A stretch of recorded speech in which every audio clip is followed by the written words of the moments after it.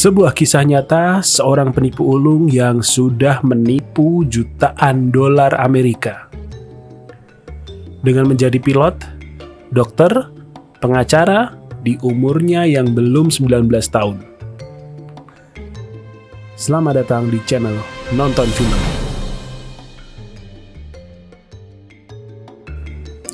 Catch Me If You Can atau Tangkap Aku Kalau Bisa adalah film yang dirilis tahun 2002 dengan latar belakang Amerika Serikat pada tahun 1960-an. Film diangkat dari kisah nyata ini menceritakan biografi Frank William Abagnale Jr. Frank adalah seorang konsultan keamanan di FBI dan bagaimana kisahnya langsung aja kita tonton. Dimulai dengan Frank, ia berada di penjara super ketat di Prancis.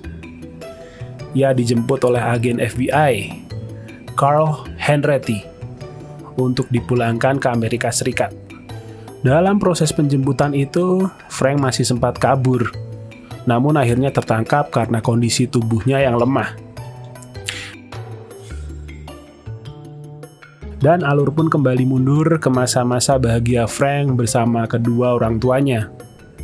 Ayah Frank memiliki istri yang cantik, anak laki-laki yang tampan, perusahaan yang sukses, dan penghormatan masyarakat yang tinggi. Namun di tengah jalan ia tersandung kasus akibat penggelapan pajak. Mereka harus pindah dari rumah mewah ke apartemen sederhana.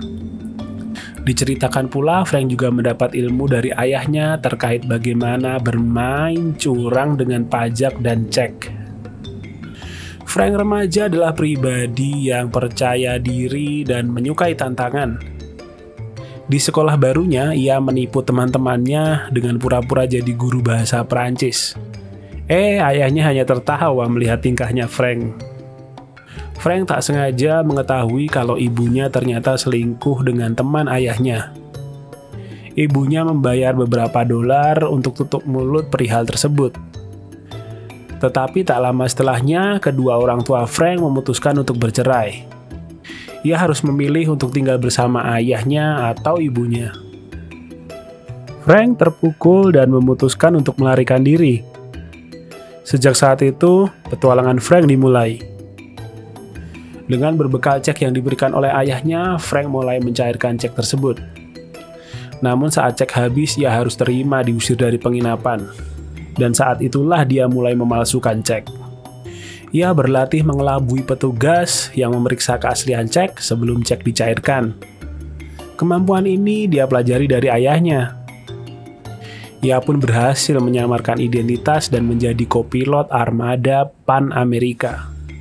Dengan institusi tersebut, Frank dapat memasukkan cek hingga senilai $2.800.000. Hal ini tercium oleh FBI. Diutuslah si Carl Henretti ini yang merupakan agen spesialis penipuan bank untuk melacak keberadaan si Frank. Mereka sempat bertemu di sebuah hotel dan saat itu Carl yakin bahwa Frank yang diincarnya itu tinggal di hotel tersebut. Namun saat itu Frank justru dengan santainya keluar dari kamar mandi dan mengatakan bahwa Carl telat beberapa menit. Frank memperkenalkan dirinya sebagai Barry Allen dari Secret Service. Ia menunjuk keluar jendela dan menuduh seorang lansia yang dituntun oleh penghuni hotel sebagai Frank yang sudah tertangkap oleh rekan kerjanya. Carl yang saat itu percaya membiarkan Frank yang asli kabur membawa mesin MICR, encoder yang membuat pemalsuan cek semakin halus. Ya, setelah bosan jadi pilot, si Frank ini kembali berulah jadi seorang dokter bernama Frank Connors. Saat jadi dokter inilah dia bertemu dengan Brenda Strong. Saat bertemu dalam acara makan malam bersama ayah ibu Brenda, si Frank ngaku sebenarnya lulusan Harvard di bidang hukum, meski hanya setahun karena memutuskan untuk jadi dokter. Dan orang tua si Brenda langsung jatuh hati pada Frank. Ayah Brenda yang seorang pengacara mengupayakan agar si Frank dapat bergabung di Louisiana State Bar, sebuah asosiasi pengacara begitu di Louisiana. Saat pertunangan berlangsung, Carl dan timnya dapat melacak keberadaan si Frank. Namun ternyata si Frank berhasil kabur. Kemudian Frank kembali melarikan diri dengan menjadi pilot setelah sebelumnya mengadakan seleksi pramugari.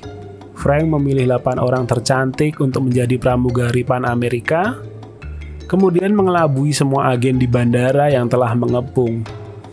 Para agen yang memperhatikan pramugari jadi tidak fokus pada sosok Frank yang bersembunyi di antara mereka.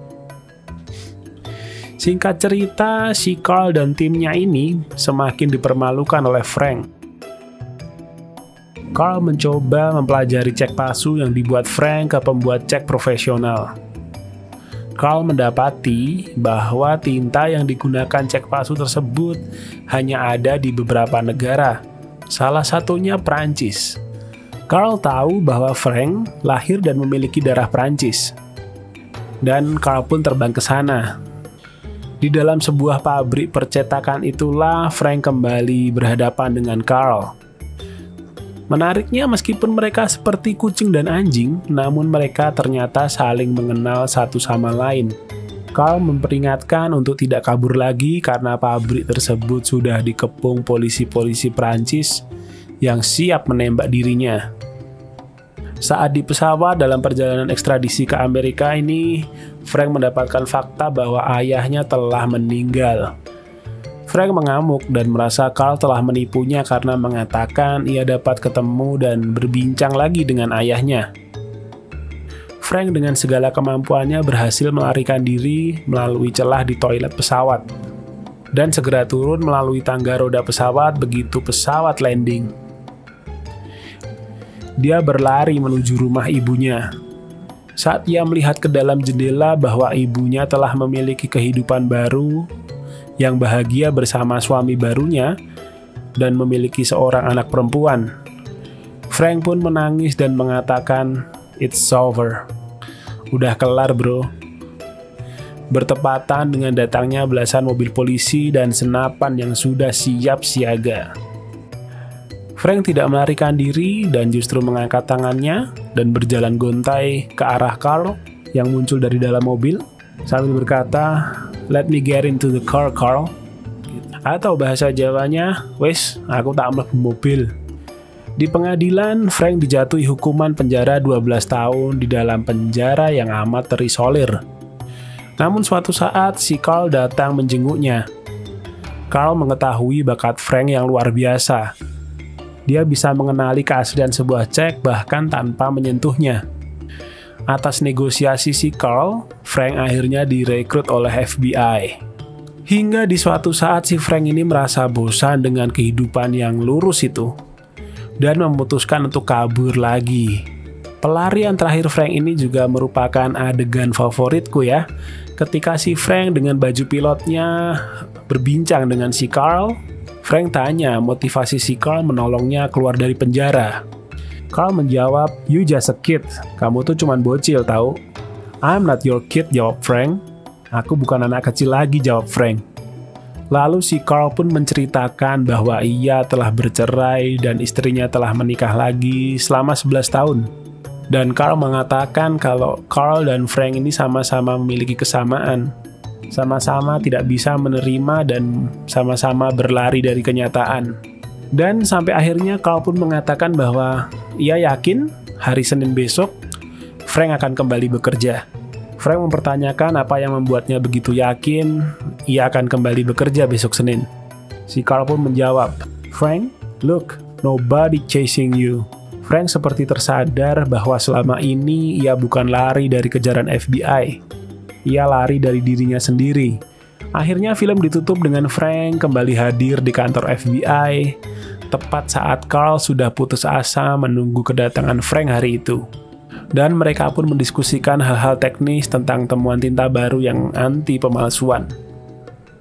Oke, di ending film ini diceritakan bahwa si Frank akhirnya berkeluarga dan dikaruniai 3 orang anak.